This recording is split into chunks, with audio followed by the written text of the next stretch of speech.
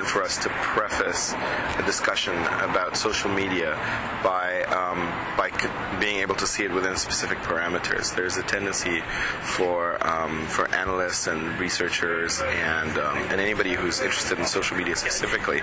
overstating the reach and the capacity of Twitter.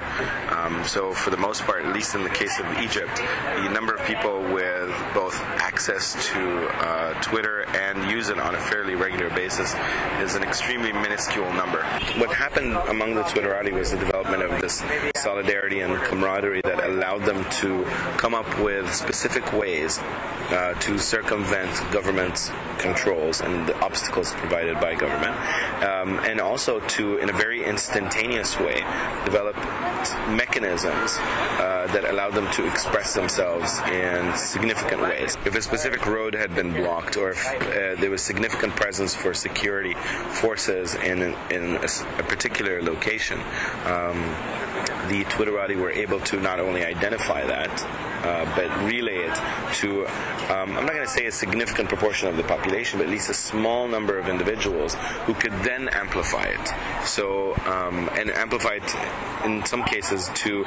not just the international media, but the domestic media. You know, some Twitter handles, more so than others, were able to take messages and transform them in such a way so as to allow them to reach specific nodes of significant influence. So take, for instance, what was happening on,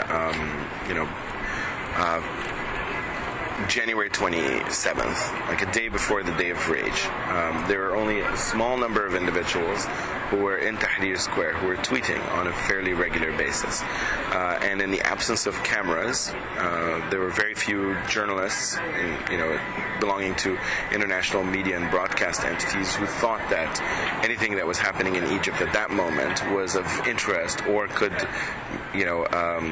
materialize and grow and swell in substance and influence to actually possibly topple the government. So, and the protest movement at the time was seen as fairly small and lacks influence and organization. So what some members of the Twitter community were able to do was to actually take what was happening on the ground and through what some might call citizen journalism or citizen reporting or something along those lines, but basically take the message and translate it into English, articulate it in such a way that would make it appealing to the international media, and send it out. And in doing so, increasing the capacity and the reach of those who were on the ground beyond not only their immediate vicinity, which is Tahrir Square, but also beyond the other concentric circle, the larger concentric circle of the Egyptian nation state. So before you know it, if you're based at BBC, or if you're based